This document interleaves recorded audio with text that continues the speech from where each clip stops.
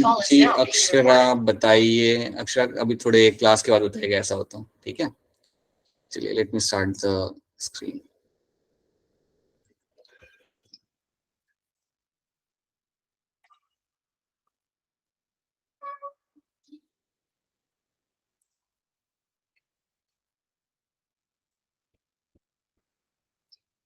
ठीक है, let's start with the कॉन्ड्रिक्टिस। ये हमारा ग्रुप हम स्टार्ट करेंगे। इसके पहले हमने हमारा देखा था साइक्लोस्टोमेटा, हमने क्लास देख लिया था।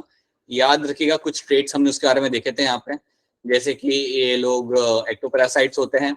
इनके एग्जाम्पल थे आपके पेट्रोमाइजोन और मिक्सिन, आपके यहाँ पे एग्जाम्पल थे। देन हमने इनका लाइफ साइकिल देखा था जो काफी इंटरेस्टिंग था, अलग सा था थोड़ा इनका life cycle. Then we have seen that they have a 2 chambered heart, cartilage से बना होता है इनका एंडोस्केलेटन, स्केल्स नहीं होंगे, पेड फिन्स नहीं होंगे, and you will have 15 to 6 to 15 pairs of your gills आपको देखने के लिए आपको यहाँ पे मिल जाएंगे। तो ये कुछ चीजें हमने देखी थी साइक्लोस्टोमेटा को लेके, और उसके साथ साथ we have seen certain things in terms of your cephalochordata and urochordata, इनको लेके भी हमने कुछ चीजें यहाँ पे देखी थी। After that now we try to see something in terms of my Chondrichthyes. अब हम यहाँ पे देखेंगे हमारे कॉन्ड्रिक्टिस के बारे में। अब जब भी आपके सामने कॉन्ड्रिक्टिस क्लास आए, जब भी आपके सामने कॉन्ड्रिक्टिस क्लास आएगा तो याद रखिएगा इसके अंदर आपको मिलेगा देखने के लिए कार्टिलेजियस फिश। तो इसमें जितनी भी आपकी फिश आएंगी that will be my cartilaginous fish.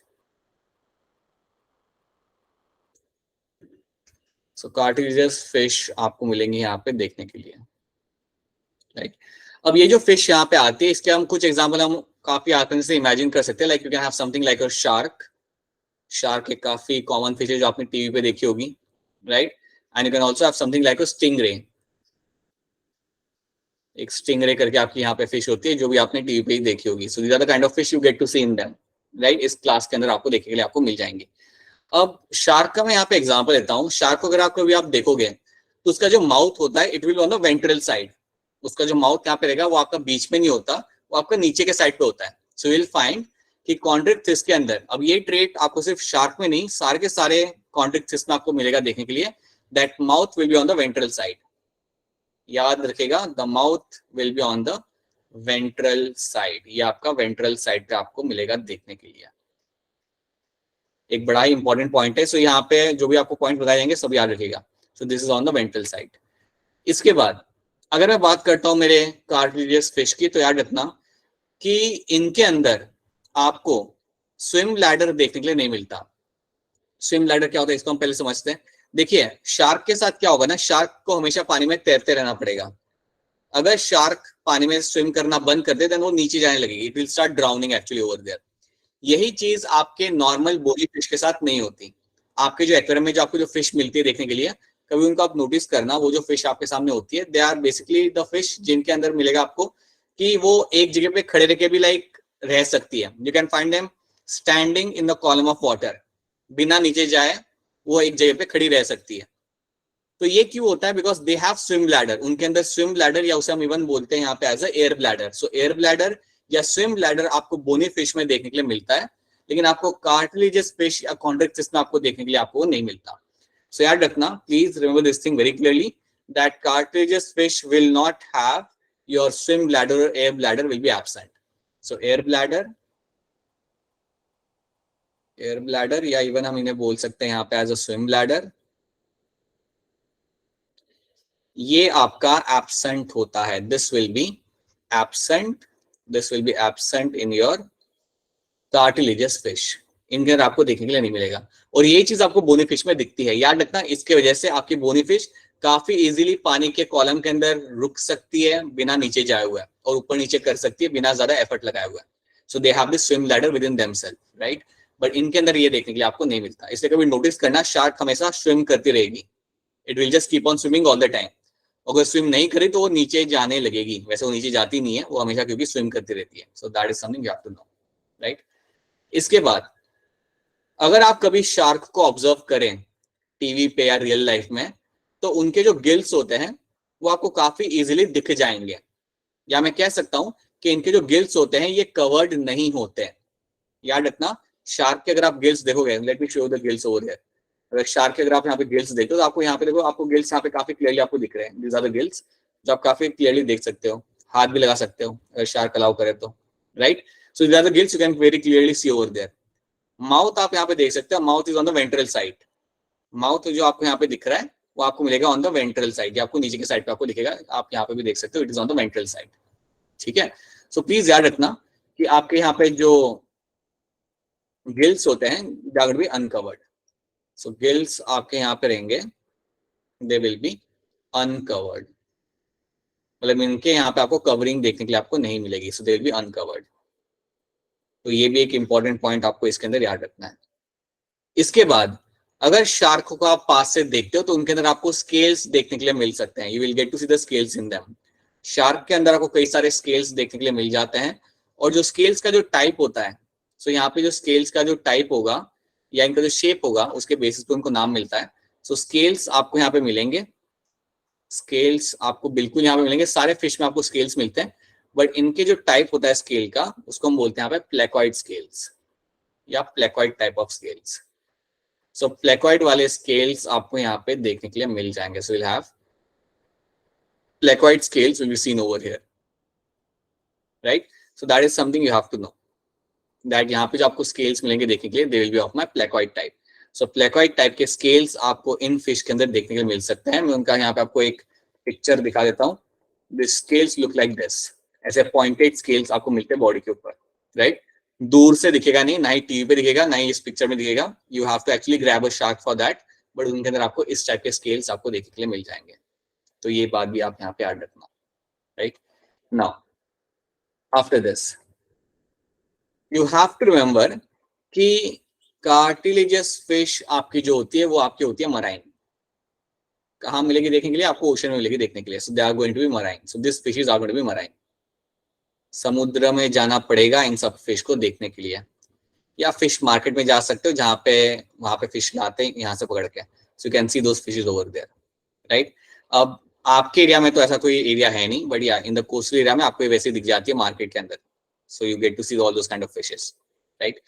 सो याद रखना इतने पॉइंट्स। पहले तो कार्टिलेजियस फिश आपकी यहाँ पे होंगी, mouth is on the ventral side, air bladder या स्विम ब्लैडर आपको यहाँ पे देखने के लिए नहीं मिलेगा, याद रखना, it is very important. Like bony fish के अंदर आपको मिलेगा देखने के लिए, इसकी वजह से वो लोग आपका लाइक अपने आप को मेंटेन कर पाते हैं वाटर कॉलम के अंदर, और काफी इजीली ऊपर या नीचे वो लोग जा सकते हैं बिना ज्यादा एफर्ट लगाए, because of the swim bladder, right.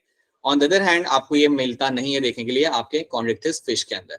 Then gills आपके यहाँ पे रहते हैं uncovered. On the other hand अगर मैं देखूंगा यहाँ पे तो बोनी फिश के अंदर गिल्स आपके कवर्ड आपको मिलेंगे, आप गिल्स इजिली देख नहीं सकते उसके अंदर, बट यहाँ पे आपको गिल्स काफी क्लियरली दिख जाते हैं। स्केल्स आपके प्रेजेंट होंगे and they will be my placoid scales आपको यहाँ पे देखने के लिए मिल जाएंगे, and they are all going to be marine in nature. तो जितनी मेरे यहाँ पे फिश मुझे यहाँ पे मिलेगी ये सारी की सारी मेरी यहाँ पे होगी मराइन। अब एक और चीज यहाँ पे याद रखना दैट कार्टिलेजियस फिश जो आपकी यहाँ पे होती है इनके अंदर फर्टिलाइजेशन इंटरनल होता है। फर्टिलाइजेशन जो आपका यहाँ पे होगा दैट विल बी इंटरनल, ये आपका होगा इंटरनल,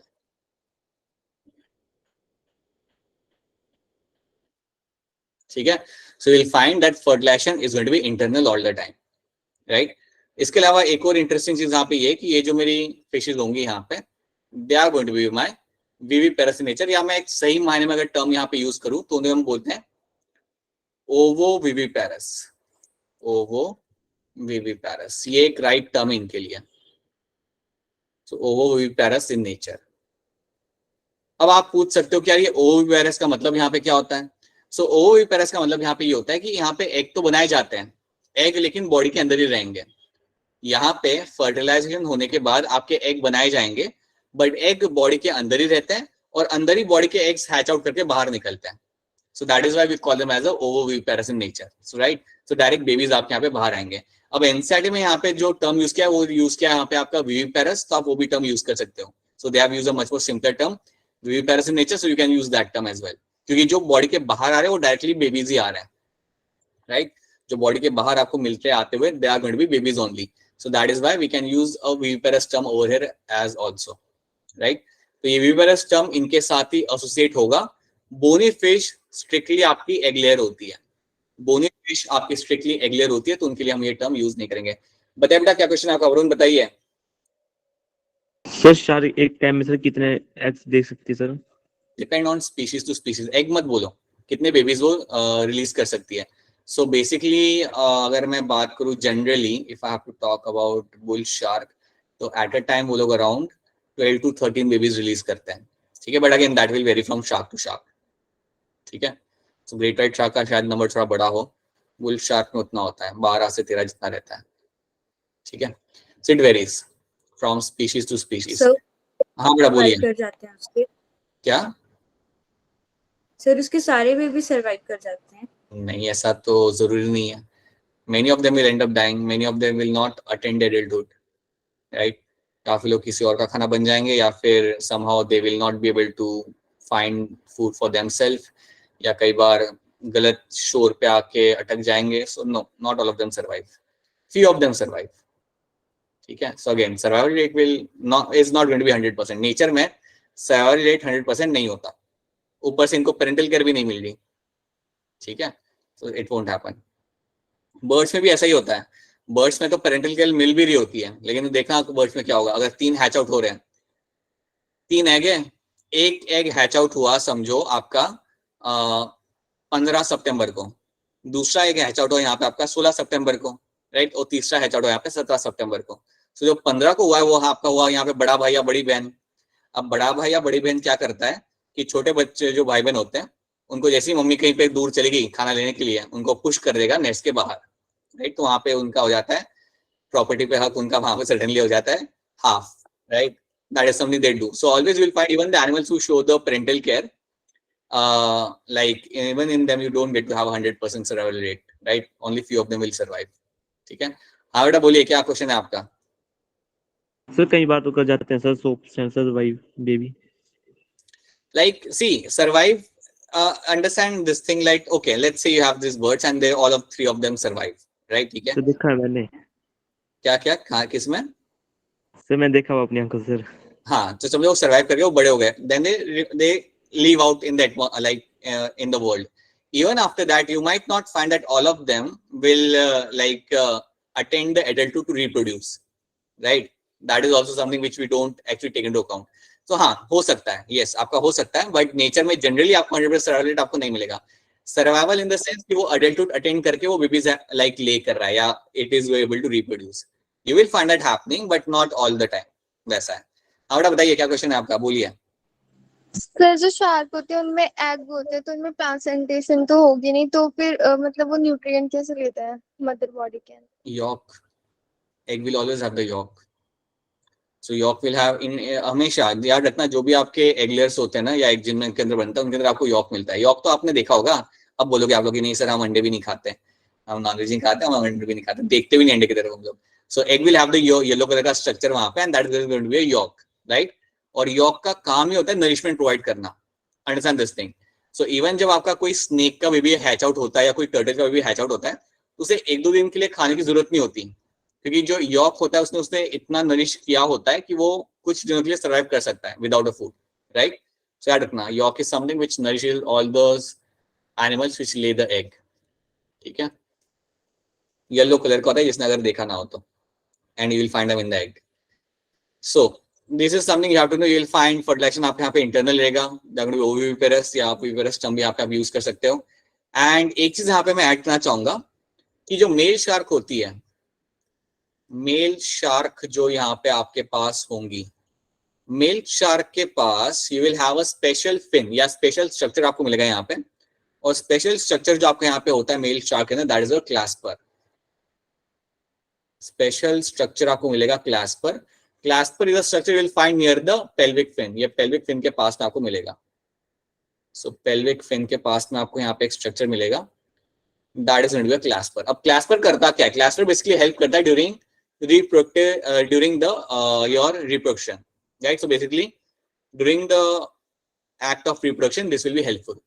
सो याद रखना मेल शार्क के अंदर आपको क्लैस्पर मिलेगा, तो इससे मैं कह सकता हूँ कि इनके अंदर आपको सेक्सुअल डायमोर्फिज्म मिल सकता है। Let me just try to show you कि ये होता कहाँ पे है। क्लैस्पर आपको मिल सकता है समवेयर ओवर हियर, सी यहाँ पे जो पेल्विक फिन है, यहाँ पे you have this pelvic fin over, so यहाँ पे आपको जो मिलेगा देखने के लिए, this is one is going to be a clasper, यहाँ पे आपको क्लैस्पर देखने के लिए मिलता है, ठीक है, पेल्विक फिन के पास आपको मिलेगा क्लैस्पर देखने के लिए, and this clasper over here which is not very clearly seen over here, this clasper over here जो आपको यहाँ पे मिलेगा, ये क्लैस्पर आपको बेसिकली हेल्प करता है during the reproduction, so that is something you have to know, ये बात याद रखना।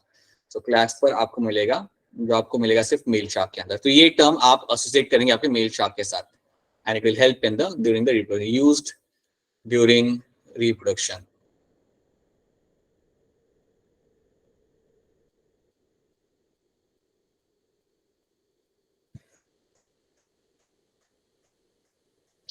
All right, so these are the few things you have to know over here. ये आपको कुछ traits आपको इसके अंदर याद रखने पड़ेंगे। चलिए यहाँ पे हम इन स्टेटमेंट्स को देख लेते हैं।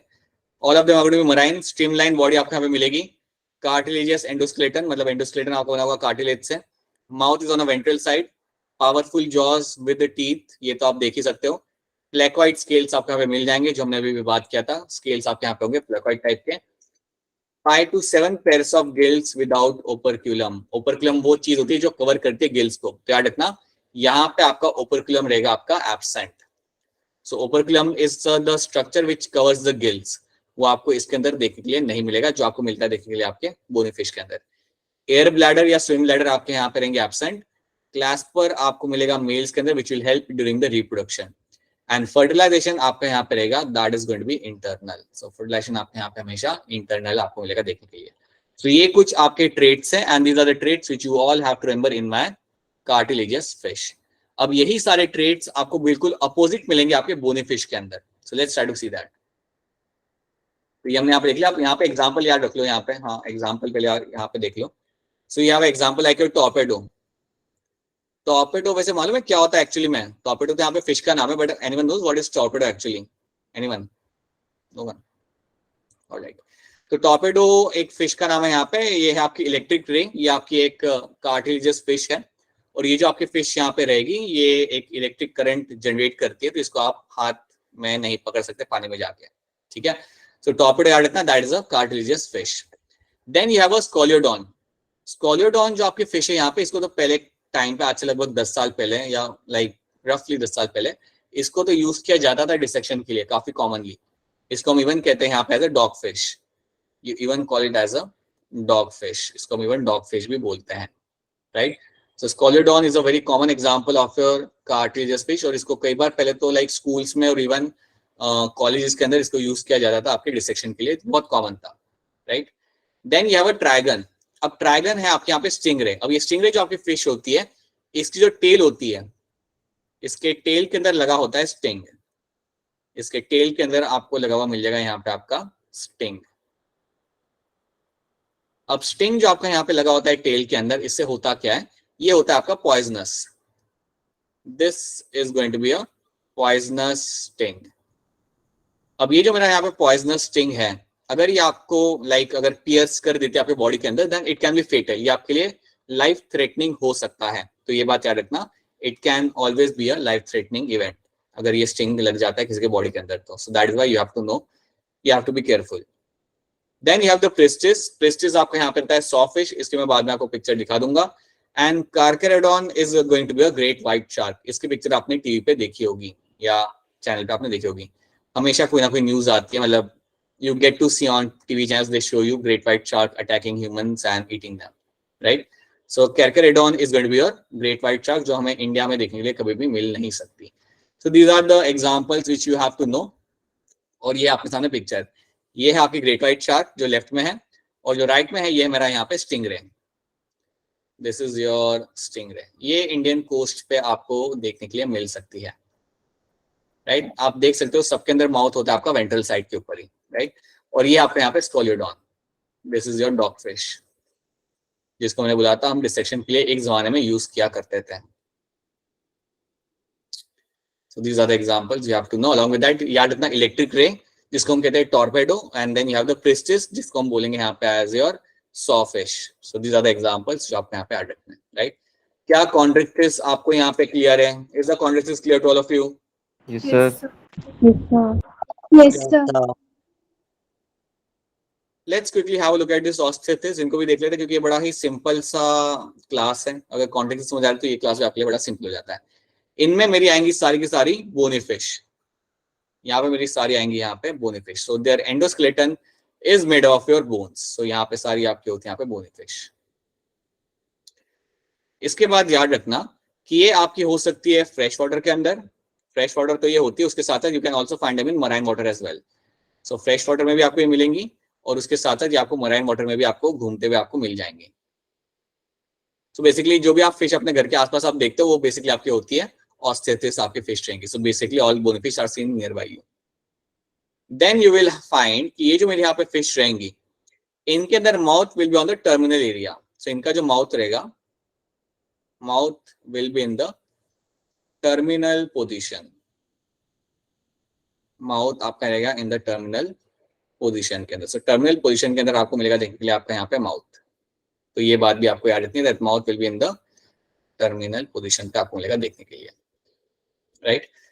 ये आपके हो गए 3 पॉइंट्स। देन चौथा पॉइंट, आपको यहाँ पे एयर ब्लैडर या स्विम ब्लैडर मिल जाएगा। सो एयर ब्लैडर या स्विम ब्लैडर आपको यहाँ पे देखने के लिए मिल जाता है, जो मैंने ऑलरेडी आपको बताया था। So air bladder is seen, जिसकी वजह से they can keep themselves afloat, ये अपने आप को अफ्लोट रख सकते हैं वाटर कॉलम के अंदर बिना कोई दिक्कत के। After that you should know कि ये जो मेरी फिशेज यहाँ पे हैं इनके अंदर भी आपको स्केल्स मिलेंगे देखने के लिए। You will have the scales over here, but इनके स्केल्स थोड़े अलग होते हैं। You will have a cycloid type of scales. आपको यहाँ पे साइक्लॉइड टाइप ऑफ स्केल्स यहाँ पे आपको देखेंगे मिल जाएंगे देखने के लिए। You will find in this, आपने देखा था कि हमारी जो शार्क्स थी, शार्क्स के अंदर ओपर्कुलम नहीं था। सो बेसिकली आपकी गिल्स वहां पे आपके अनकवर्ड थे। यहाँ पे आपको गिल्स आपको कवर्ड मिलेंगे। So here please remember the gills are going to be covered. Gills आपके यहाँ पे रहेंगे सबके सब कवर्ड, और ये जो कवरिंग आपके गिल्स के ऊपर जो आपको यहाँ पे मिलेंगी that is called as my operculum. उस स्ट्रक्चर को हम बोलेंगे यहाँ पे as a operculum, right. So that is something you have to know, ये चीज आपको इसके अंदर याद रखनी है। आफ्टर दैट यू विल, हाँ जी बेटा बोलिए, बोलिए बेटा बोलिए। फिशेस में ओपर्क्यूलम ह्यूमंस में प्लूरल मेम्ब्रेन की तरह होते हैं। ये फिशेस में ओपर्क्यूलम और हमारे अंदर क्या, pleural membrane lungs, right, pleural membrane of lungs, yes that is the covering will get to see in the human beings. और फिश के अंदर आपके यहाँ पे होगा ओपर्क्यूलम गिल्स के ऊपर, राइट, सही है, ट्रू, ठीक है। Then now you will have over here, so ये आपका गिल्स आपका यहाँ पे लग गया, आपका इसके ऊपर होगा आपका operculum, scales will be cycloid, air bladder will be seen. आपका फर्टिलाइजेशन यहाँ पे होगा आपका एक्सटर्नल, फर्टिलाइजेशन आपका यहाँ पे होगा एक्सटर्नल। किसी ने फिश रखा है क्या घर पे एज एक्वेरियम के अंदर? Anyone? No one?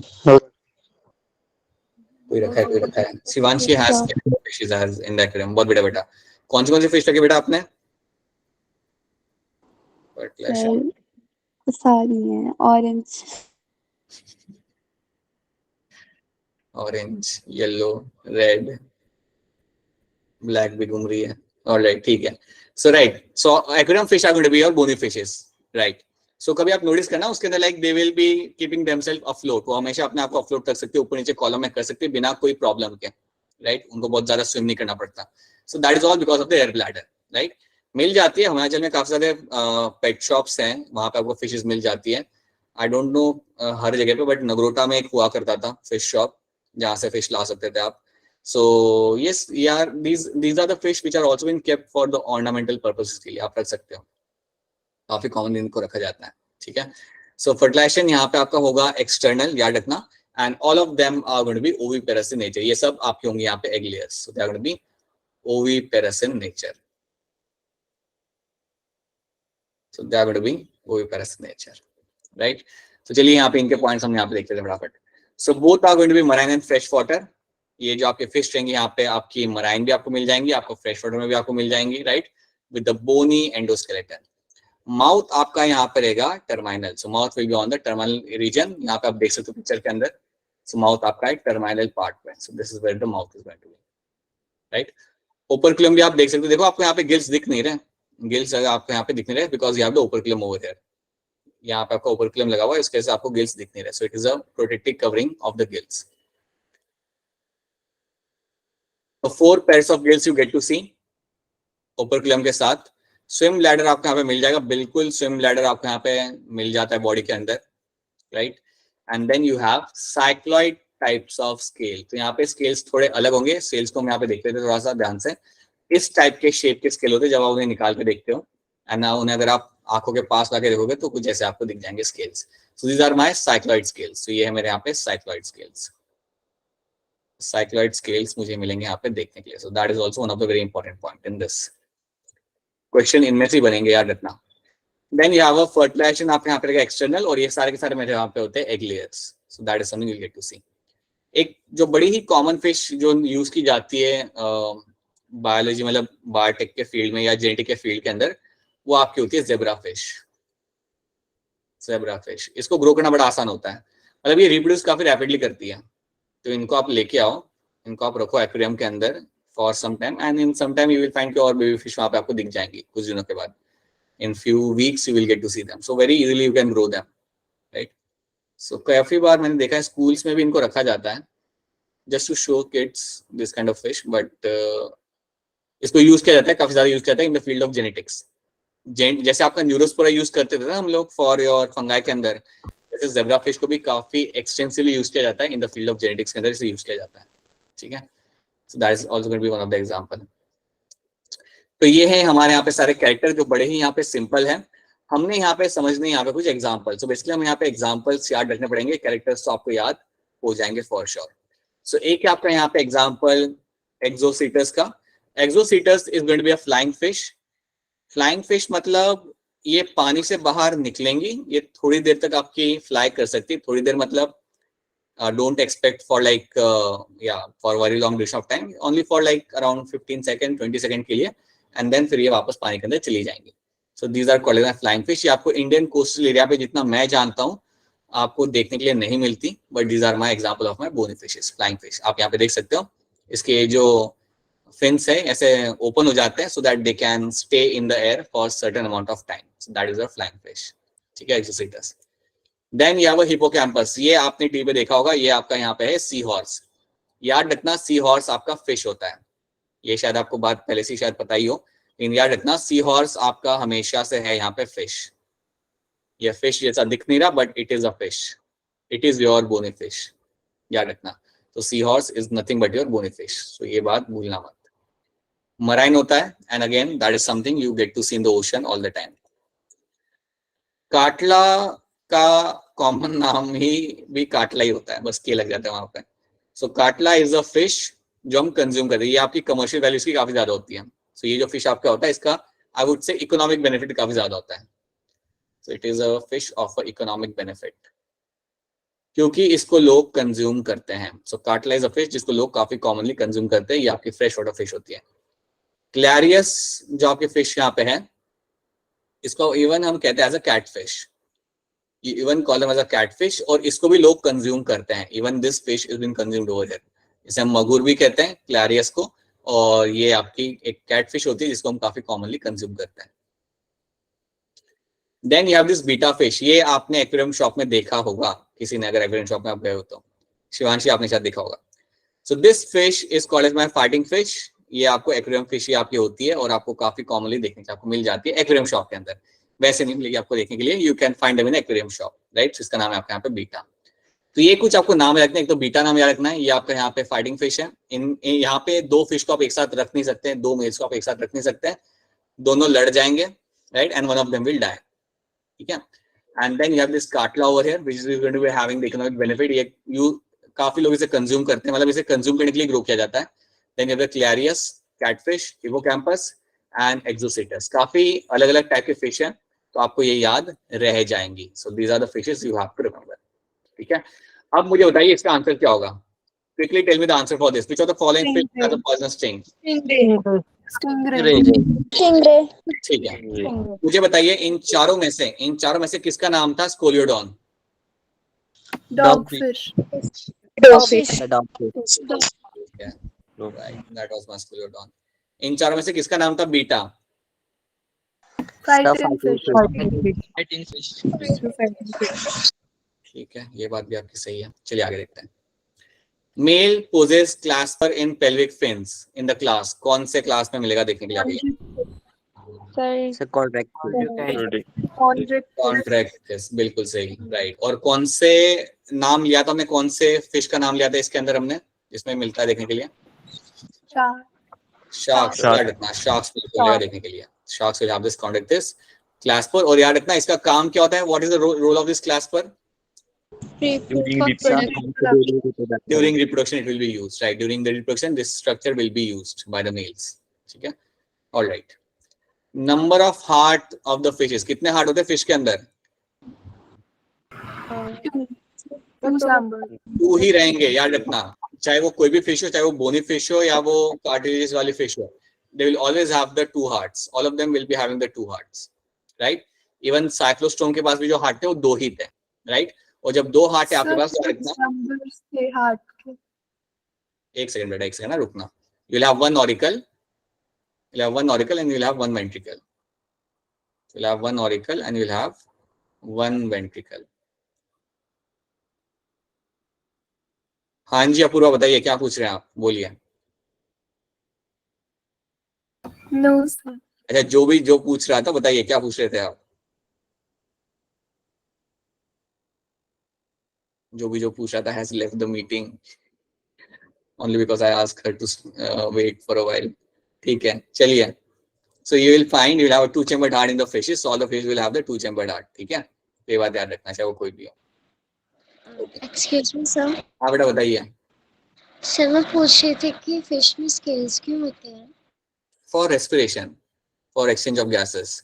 So basically gills ही उनके वहाँ पे रहेंगे जिनके वजह से आप like exchange of gases आप यहाँ पे कर सकते हो। ठीक है, so याद रखना gills is something.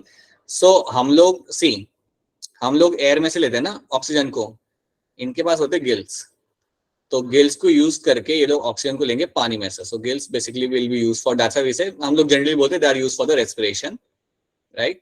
लेकिन याद रखना ये गिल्स काफी इनका स्ट्रक्चर काफी कॉम्प्लेक्स होता है और काफी इंटरेस्टिंग भी होता है। अगर आप कभी इसे डिटेल में पढ़ोगे फ्यूचर में, it is a very interesting structure because ये काफी सही तरीके से ऑक्सीजन को ट्रैप करेगा पानी में से, right, and will make sure that कोई और चीज यहाँ पे ट्रैप ना हो। याद रखना gills are going to be using for respiration, ये हम जानते हैं, बट अगर कोई क्लियरली आपसे पूछे तो याद रखना it is something which will be used for trapping oxygen from the water. ये ऑक्सीजन को ट्रैप करेंगे पानी में से and that is something will be doing over here.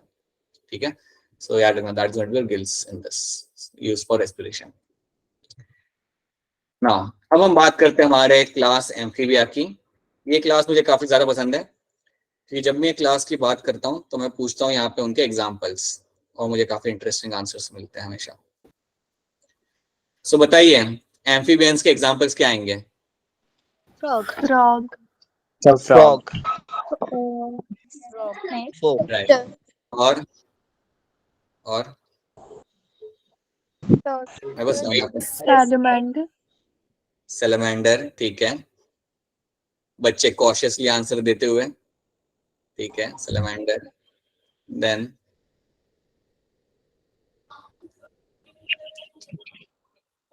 बताइए। Now no one is answering. Aj, very good. Usually when I ask amphibians, people are like frog, turtle, tortoise, crocodile, sir, everything amphibian. सब कुछ ऐसा नहीं होता।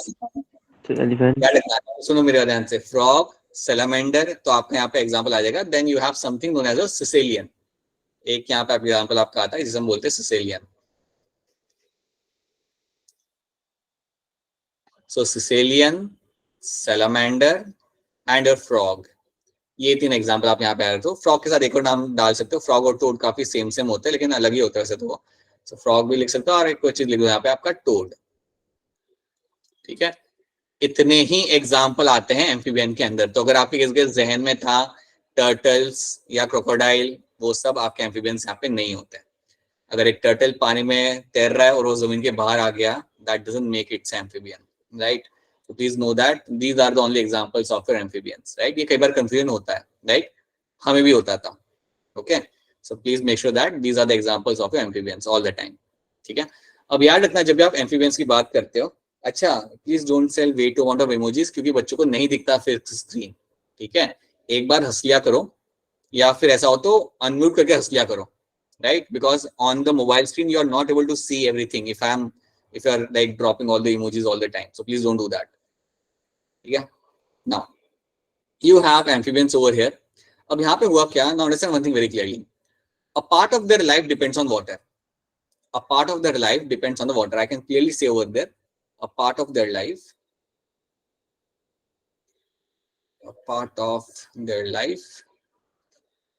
depends on water. Depends on water.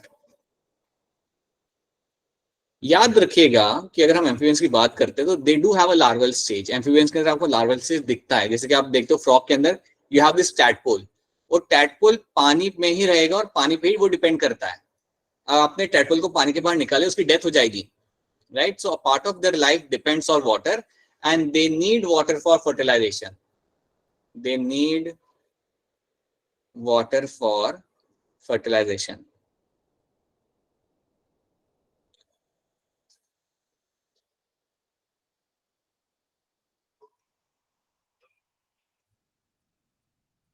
They need water for fertilization.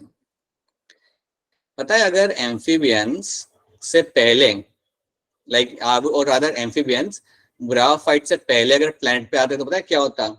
हम लोग bryophyte को क्या बोलते हैं? ब्रायोफाइट पढ़ रहे होते हैं और हम लोग उन्हें लाइक हम लोग एम्फीबियन पढ़ रहे होते हैं और उन्हें बोल रहे होते हैं like they are the bryophytes of animal kingdom. We would have used those kind of terms, but they have something which has come way later than the plants, so that is why we don't use something like that. Okay, so Aditna, these are the plants, these are the animals who will be living in the water. They depend on water and they need water for fertilization. So एक तो इतनी चीज आप पहले आप याद रखो. अब यहाँ पे हम इनके कैरेक्टर्स देखते हैं. What kind of characters I'll get to see in them, वो हम यहाँ पे देख लेते हैं. So characters यहाँ पे जो आपके हो सकते हैं, they can be as simple as something like your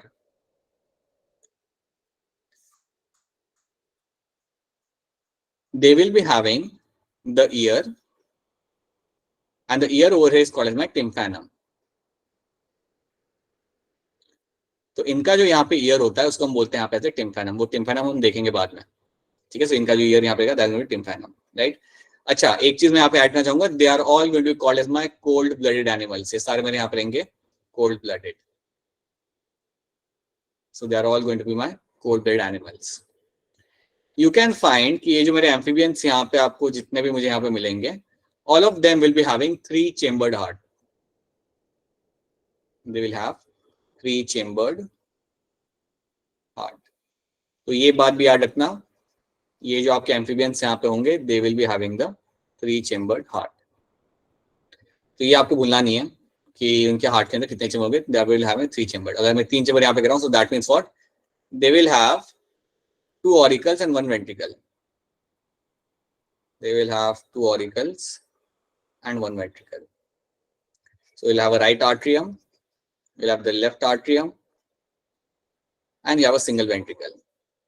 So ये आपको मिलेगा इसके अंदर देखने के लिए. After that, कभी अगर आपने फ्रॉग को पकड़ के देखा है तो क्या आप लोगों ने फ्रॉग को कभी पकड़ के देखा है पास से? Yes sir. Yes, sir. Very good. Yes, sir. बहुत बढ़िया. इसी के नो सर, नहीं देखा तो ऑपरेशन करना. अगले मॉनसून में वेट करना. अगले मॉनसून में जब ट्रेंड है अभी दिख रहे हैं है सर, अभी भी दिख रहे हैं. हाँ, तो देखो जरा ध्यान से उन्हें. So what we'll get to see, they have a like a pair of like they will have a pair of limbs, right? So basically they have like 2 pairs of limbs. They have 2 pairs of limbs. तो आपके पास होंगे 2 four limb और 2 के आपके यहाँ पे hind limb. अब जब मैं 4 लिम्स की बात करता हूँ, when I talk about the 4 limbs, इसमें एक चीज याद रख लेना यहाँ पे. 4 लिम्स के अंदर बोलो बेटा. सर रिपीट कर दो एक बार. इनके पास 2 पेयर ऑफ लिम्स होते हैं. They will have the 2 pairs of limbs, 2 आगे 2 पीछे, राइट. जो आगे होते हैं उन्हें हम बोलते हैं यहाँ पे 4 limbs, और जो 4 limbs आपके यहाँ पे होते हैं उसमें आपको मिलेंगे देखने के लिए 4 toes. 4 limbs will have 4 toes, right? On the other hand, जो आपके hind limbs यहाँ पे होंगे, the hind limbs you will have, the hind limbs are generally going to have the 5 toes. Hind limbs जो आपके यहाँ पे होते हैं, hind limbs are known to have your 5 toes. ये आपको काफी क्लियरली फ्रॉग के अंदर देखने के लिए मिल सकता है. This is something you can very clearly see in the frogs, right? So forelimbs will have the 4 toes, right? And hindlimbs will have the 5 toes. तो ये आपको फ्रॉग के अंदर देखने के लिए आपको मिल जाता है, right? After that, you will get to see, ये तो चलो हमने देख लिया. अगर हम स्किन की बात करें, so skin will be having a huge amount of secretion. So skin के अंदर आपको secretion देखने के लिए मिलेगा. So secretion will be seen. So that is why the skin is going to be having the moist. So moist skin will be seen. Moist या slippery skin आपको यहाँ पे देखने के लिए मिल सकती है. So skin आपके यहाँ पे रहेगी moist and will have ample amount of secretion. अगर आपको स्किन पे सिक्रेशन दिख रहा है, दैट मींस उस पे कोई ना कोई ग्लैंड वहां पे प्रेजेंट है. अगर आपको स्किन पे सिक्रेशन दिख रहा है, that means there will presence of number of glands. So that means आपके कई सारे glands, number of glands are present on the skin. So glands on skin ये आपको देखने के लिए आपको मिल जाएंगे बॉडी के ऊपर. कभी आप अगर फ्रॉग पकड़ोगे तो फ्रॉग की स्किन तो बहुत ही लाइक स्लाइमी होती है. Same goes for your Sicilian, same goes for your salamander.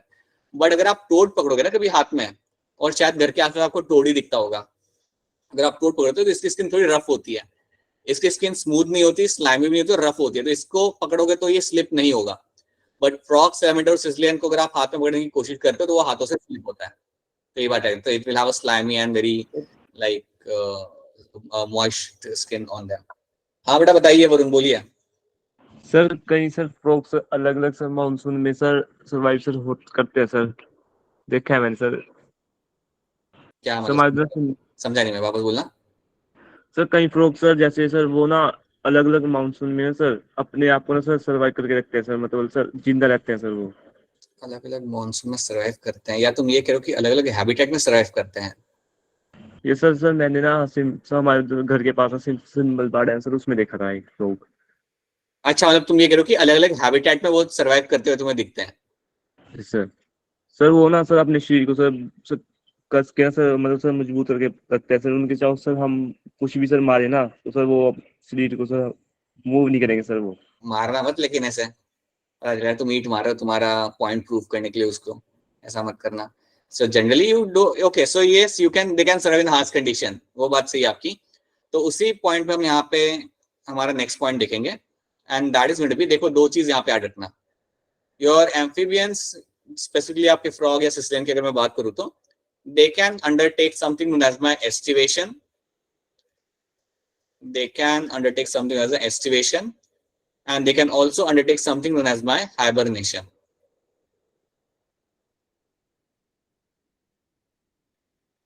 Hibernation और estivation ये आपके दो टर्म हम यहाँ पे समझते हैं. Estivation का मतलब यहाँ पे होता है आपका summer sleep. Estivation simply means over here as a summer sleep. इसका मतलब यहाँ पे ये होता है कि अगर आपकी गर्मियां आ रही हो तो ये फ्रॉग क्या करेगा, ये अपने आप को जमीन के नीचे डाल देगा. सो इट विल बरो इटसेल्फ अंडर द ग्राउंड, और वो पूरी समर वहां पे स्पेंड करेगा. अब जब तक मॉनसून आता नहीं है तब तक ये वहां पे ही रहेगा, और जैसे आपका मॉनसून आएगा then it will come out of the on the surface. So that is something we will get to see. So aestivation आपका शो करते हैं मेरे फ्रॉग, और उसे हम बोलते हैं यहाँ पे एज अ समर स्लीप, या समर स्लीप को हम बोलते हैं यहाँ पे एज अ एस्टिवेशन, राइट. उसी तरीके से हाइबरनेशन भी आपका किया जाता है. हाइबरनेशन आपका होता है winter sleep. This is called as my winter sleep. तो विंटर मंथ्स के अंदर आपके जो फ्रॉग होंगे ये आपके अगेन सॉइल के अंदर से जाएंगे, and they will spend the winter months under the soil, जब तक आगे विंटर चली नहीं जाती, right. So that is once their winters are gone then you can find them. जब कंडीशन फेवरेबल होगी then they will come on to the surface, right. So I am just thinking they have a difficult life. मतलब summer आ गया वापस जमीन में चले जाओ, मॉनसून आया विंटर आ गया वापस जमीन में चले जाओ, like. So this is a kind of thing you will find done by the frog. अब एक चीज याद रखना, कुछ फ्रॉग सिर्फ एस्टिवेशन ही करेंगे, कुछ फ्रॉग सिर्फ एस्टिवेशन ही करते हैं, कुछ फ्रॉग हाइबरनेशन नहीं करते हैं. So again it depends on species to species, right. ठीक है. So that is also one thing you have to know. Okay, तो ये बात याद रखना. तो समर स्लीप मतलब गर्मियों में आप अपने आप को बरो कर लो, और you avoid the harsh period. तो देखिए ये लोग अपना हार्श पीरियड को इस तरीके से अवॉइड करते हैं. विंटर्स या समर्स को लोग इस तरीके से अवॉइड करेंगे. So that is something you all have to know. So याद रखना what is your aestivation and hibernation. Hibernation में टर्म आपने इवन सुना होगा आपके पोलर बेयर के लिए, कहीं ना कहीं सुना होगा, देखा हुआ पढ़ा होगा. पोलर बेयर आपके हाइबरनेशन शो करते हैं। ठंड आने के पहले ये लोग जाके गुफा में जाके लोग सो जाएंगे, राइट। उसी तरीके से इवन आपके वहां पे भी एक बेयर मिलता है जिसे हम बोलते हैं Himalayan brown bear. Himalayan brown bear, आप में से अगर कोई चंबा से है और चंबा में अगर कोई कुकटी वाइल्ड लाइफ सेंचुरी के पास रहता है तो आपने शायद हो सकता है कि ये बेयर कार में सुना हो या देखा हो। So Himalayan brown bear is something जो आपको चंबा बेसिकली, हाँ बट आपको आपके यहाँ पे दिखता है, ऑलराइट, ठीक है। So Himalayan brown bear is something you get to see in the Chamba belt, और ये विंटर मंथ्स में आपको दिखेगा नहीं, बट जैसे विंटर्स खत्म होती है तो ये हाइबरनेशन से बाहर निकलता है और फिर आपको ये फील्ड में आपको घूमते हुए आपको दिख जाएगा, खाते हुए आपको दिख जाएगा। सो काफी बढ़िया बेयर होता है and you get to see over there only, right? I haven't seen that actually, but again I have also seen them on TV only, but yeah, you get to see them over there. तो ये चीज भी आपको यहाँ पे याद रखनी है। So these are the terms like my estivation and hibernation. तो देख पार फिर ये पॉइंट्स देखिए आप, estivation hibernation याद रखना, ये टर्म्स यहाँ पे क्या है, बड़े सिंपल टर्म्स है, समझा भी दिया। I hope they are you are able to understand those terms. Then you have your hind limbs, याद रखना hind limbs के अंदर 5 तो होते हैं, fore limbs में 4 होते हैं, right? स्किन के अंदर आपको सिक्रीशन मिलेगा, कई सारी ग्लैंड्स होती है स्किन के अंदर जिससे आपका स्किन पूरा मॉइस्ट होता है, स्लिपरी होता है। हार्ट आपके यहाँ पे रहेंगे 3 chambered, right, they are all going to be cold blooded. ईयर जो आपके यहाँ पे होगा उसे हम बोलेंगे यहाँ पे tympanum, so ear over here is called as a tympanum, right. Sexes आपके यहाँ पे सेपरेट रहेंगे, so that is mean you can all understand sexes will be separate and they will show the external fertilization. हाँ ये मत भूलना, they will show the external fertilization. External fertilization आपको यहाँ पे मिलेगा और ये सारे के सारे यहाँ पे होंगे oviparous in nature, they are all going to be oviparous in nature. सारे के सारे एगलेट्स यहाँ पे होते हैं। और याद रखना you will find metamorphism in them, जो हम ऑलरेडी पहले डिस्कस कर चुके, तो I won't explain that thing to you again. So ये कुछ स्टेटमेंट्स हम यहाँ पे देख लेते हैं।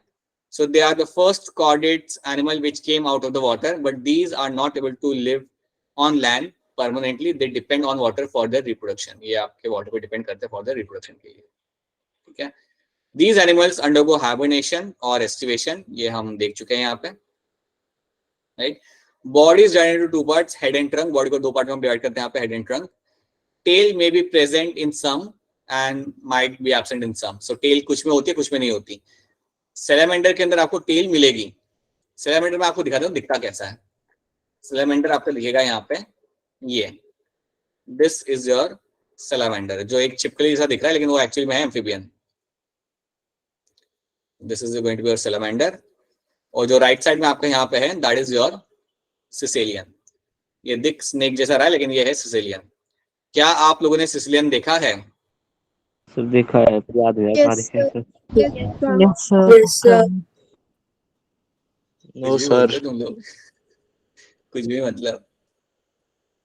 सिसिलियन आपके यहाँ पे नहीं मिलता। सिसिलियन सिर्फ आपको मिलेगा वेस्टर्न घाट्स के अंदर, वेस्टर्न घाट्स या नॉर्थ ईस्ट में। कुछ पानी में। So मैंने देखा है। हिमाचल में सिसिलियंस नहीं मिलते। You must have seen some kind of arthropoda या किसी टाइप का आपने वॉर्म देखा होगा। सिसिलियन आपको नहीं मिलता हिमाचल में। You will only get to see in the Western Ghats या फिर नॉर्थ ईस्ट इंडिया के अंदर, ठीक है। सर ये दोनों चीजें मैंने आज पहली बार देखी। वही इन्होंने तो पहली बार ही देखा। Obviously you don't get to see in your nearby environment. You many people don't even know कि they are going to be amphibians, right. तो इसको हम इवन कहते हैं यहाँ पे एज अ लिम्बलेस एम्फीबियन। इसको हम इवन बोलते हैं एज अ लिम्बलेस एम्फीबियन। वो नाम भी पता चल रहा है क्योंकि उसके पास पैर ही नहीं है। Imagine its life, no limbs, ऊपर से समर आई तो सॉइल के नीचे, विंटर आई तो सॉइल के नीचे। Alright, then you have a salamander over here. Salamander में एक चीज क्या होती है कि इसकी जो स्किन होती है वो आपकी पॉइजनस होती है। सैलामेंडर भी इंडिया में सिर्फ आपको मिलेगा नॉर्थ ईस्ट इंडिया के अंदर, मणिपुर या मेघालय वाले फॉरेस्ट में ही आपको ये देखने के लिए मिल सकता है और कहीं नहीं। और इसकी जो स्किन होती है वो काफी पॉइजनस होती है, तो इसको कोई कंज्यूम नहीं करता, इसको कोई खाता नहीं है। और ये काफी कलरफुल होता है। अभी तो ये सिर्फ येलो एंड ब्लैक के कलर में, आपको रेड एंड ब्लू में भी आपको मिल जाता है, ग्रीन एंड ब्लैक में भी आपको मिल जाता है। सो अलग अलग कलर के आपको ये मिल जाते हैं। स्पीशीज को आपको वेरी करेगा, बट याद रखना they will have a poisonous skin, right, and that is why no one consumes them. कोई इन्हें खाता नहीं है, ठीक है। एनिमल भी उनको देखते हैं। बोलो वरुण, बोलो। सर आपने देखी भी? नहीं, ये भी नहीं देखा मैंने। नॉर्थ ईस्ट के फॉरेस्ट में नहीं देखा। मैं नॉर्थ ईस्ट के फॉरेस्ट में have been there but I haven't seen them. It's difficult. ये आपको मॉनसून में ही जाना पड़ेगा इनको देखने के लिए अगर जाना हो तो। सो ये दिख सकता है वेस्टर्न घाट्स में अगर आप मॉनसून में जाओ। मॉनसून मतलब लाइक एकदम हार्श मॉनसून जब चल रहा हो ना, तब you have to go out there with your raincoat, torch and your gumboots on, and then you have to look for them, and then possibly आपको वो देखने के लिए मिल सकता है। So it's very difficult to find them. So this is something you have to know. So these are the salamander and this is the cilialan. तो ये मेरे यहाँ पे होगा एग्जाम्पल। ये बेसिकली आपको यहाँ पे पिक्चर दिखाना था कि ये दिखते कैसे। This is how they are going to look like. ठीक है। So क्योंकि हम यहाँ पे बात कर रहे थे about yeah. So salamander will have the tail. Frog के पास यार में कभी टेल नहीं होता। फ्रॉग के पास कभी भी आपको टेल देखने के लिए आपको नहीं मिलेगा। So इसलिए कहते हैं कि टेल कुछ में होता है कुछ में नहीं होता। Skin is moist, smooth and scales are absent. याद रखना स्केल्स आपको यहाँ पे देखने के लिए नहीं मिलेंगे। स्केल्स आपको फिश में मिल रहे थे, स्केल्स आपको यहाँ पे देखने के लिए आपको नहीं मिलेंगे। So no scales are present, so scales are going to be absent. ये भूलना मत, ये स्टेटमेंट भूलना मत, क्योंकि स्टेटमेंट वाले क्वेश्चन इसमें से लोग बना के आपको पूछेंगे। तो scales are going to be absent. हाँ, आपको बॉडी के ऊपर कई सारे आपको कलर मिल जाएंगे। So pigmented cells are also found, pigmented cells are also found over here, called as my chromatophores, and they give you the colouration, right. Then respiration के लिए you will have the gills, skin, lungs, and even you have a buccopharyngeal cavity for the respiration. तो respiration के लिए आपके पास कई सारे Windows है। देखिए अगर मैं फ्रॉग की बात करूं तो फ्रॉग स्किन से भी कर सकता है, right. It will have the gills. Gills आपको मिलेंगे ओनली इन द टैडपोल के अंदर। गिल्स आपको मिलते हैं यहाँ पे टैडपोल के अंदर। मैं फ्रॉग का एग्जांपल इसलिए ले रहा हूँ क्योंकि वो आपने देखा है, उसे आप जानते हो। सो टैडपोल में आपको मिलेंगे गिल्स। जब वो एडल्ट बन जाता है, जब एक फ्रॉग एडल्ट बन जाएगा तो वो स्किन से भी ब्रीथ कर सकता है, लंग्स से भी कर सकता है, and even you have this cavity called as my buccopharyngeal cavity. इसमें से भी वो एयर को अंदर ले सकता है और CO2 को रिलीज कर सकता है। तो ये चीज आपको यहाँ पे याद रखनी है। So you will have a skin, lungs and even the buccopharyngeal cavity. इनको भी वो यूज कर सकते हैं। All of them can be used for the exchange of gases. और ये तीनों चीजें आपको मिलती है देखने के लिए आपके एडल्ट के अंदर, एडल्ट फ्रॉग के अंदर, in the adult frog, right. Please याद रखना ये चीज कि एज पर द रिक्वायरमेंट वो इन्हें यूज करेगा। मतलब समझो अगर फ्रॉग भाग रहा हो तो वो लंग्स यूज करेगा, क्योंकि lungs are much more better in terms of taking more amount of air and liberating more amount of CO2, right. But अगर वो कहीं पे रुका हुआ है या समझो एस्टिवेशन कर रहा है तो वो टाइम पे वो स्किन यूज कर सकता है। Skin can be use for the exchange of gases. So it depends on their activity. अगर भागम दौड़ी कर रहा है तुम्हारा frog, then it will be using the lungs, right, और buccopharyngeal. So this is something you have to know. So ये है आपका एक पिक्चर फ्रॉग का। You can see the 2 pairs of limbs, you can see in them. आगे के जो होते हैं उनमें आपको 4 तो दिख जाएंगे। देखो यहाँ पे आप काउंट भी कर सकते हो अगर आप थोड़ा मोबाइल को पास में लाओगे तो। you'll have 1, you'll have 2, you'll have 3, you have 4, और 5 वाले दिख नहीं रहे ढंग से यहाँ पे, but you will have the 5 toes over there, ठीक है। ये कौन सी जाति का है? ये आपका एग्जैक्ट स्पीशीज तो मैं भी नहीं जानता, बट ये आपका इसम कॉमन नेम इसका यहाँ पे होता है ट्री फ्रॉग। एग्जैक्ट स्पीशीज तो मैं भी नहीं जानता, बट ये इवन इंडिया का भी नहीं है। ये this is not even Indian, exotic है, बाहर का है। जो गूगल पे सबसे पहली पिक्चर मिली है वो है, that is a tree frog, ठीक है। So that is something you have to know. Then यहाँ तक okay, we can do one more point over here. या अब होता क्या ना फ्रॉग के अंदर कि आपका जो एलिमेंट्री कैनाल होगा, आपका जो यूरिनरी ब्लैडर होगा एंड आपका जेनिटल डक्ट, इन सब के लिए कॉमन ओपनिंग होती है। याद रखना, समझो ये आपका है एलिमेंट्री कैनाल जहां से आपका खाना आएगा, ठीक है। assume that this is your alimentary canal, right? Then you have a urinary bladder, then you have a, समझो ये है मेरा यहाँ पे urinary bladder, right? And then you have your genital duct. यहाँ पे आपका यहाँ पे one you have a genital duct, जहां से आपके गैमेट्स आते हैं, genital duct. अब इन सब के लिए आपके पास होगी यहाँ पे कॉमन ओपनिंग। याद रखना, इन सब के लिए आपके पास यहाँ पे रहेगी आपकी common opening, and this common opening over here is going to be called as my cloaca. जो कॉमन ओपनिंग मेरे यहाँ पे होती है, that is going to be your cloaca. तो ये बात याद रखना आप यहाँ पे, that cloaca is a common opening for your alimentary canal, bladder and genital duct. So इन तीनों की कॉमन ओपनिंग यहाँ पे क्लोएका, जो आपको हायर एनिमल्स में नहीं मिलता। हायर एनिमल्स के अंदर आपको एलिमेंट्री कैनाल का ओपनिंग अलग होगा, आपका यूरिनरी ट्रैक का ओपनिंग अलग होगा, right. But over here you don't get to see that, यहाँ पे आपके तीनों की ओपनिंग आपके यहाँ पे सेम ही रहती है, और उसे हम यहाँ पे बोलते हैं यहाँ पे एज अ क्लोएका। सो ये बात याद रखना, ठीक है। सो प्लीज ये चीज रखना, तीनों की ओपनिंग यहाँ पे सेम ही रहेगी, that is your cloaca, right. So the region from where the male gametes will come is the same region from where the excretory waste will also come out, right? They are my cold-blooded animals. Heart 3 chamber आपको यहाँ पे मिल जाएगा। याद रखना, they will have a pair of kidneys. इनके पास kidneys होंगी excretion के लिए। लेट मी, हाँ यहाँ पे लिखा हुआ है they will have a pair of kidneys for the excretion, और ये लोग एक्सक्रीट आउट करेंगे आपका यहाँ पे urea. They will excrete out the urea. अब यहाँ पे एक इंटरेस्टिंग बात याद रखना, यूरिया तुम्हारा कर रहा है फ्रॉग, यूरिया तुम्हारा करेगा एडल्ट फ्रॉग, राइट। लेकिन जब वो आपका होता है टैडपोल लेवल पे, या जब वो आपका होता है एट अ टैडपोल स्टेज पे, तो टैडपोल स्टेज पे वो आपका एक्सक्रीट करेगा ammonia.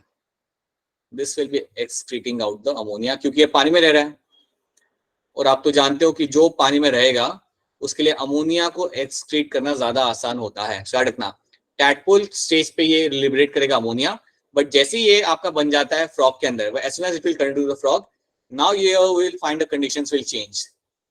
Once they turn into the frog, now you will find the conditions are going to change, and now this frog is going to liberate out the urea. अब ये आपका excrete करेगा आप यहाँ पे यूरिया, एडल्ट फ्रॉग। तो ये point भी याद रखना, इसके ऊपर बेस्ड क्वेश्चन बना था काफी टाइम पहले, सो पॉइंट याद रखना।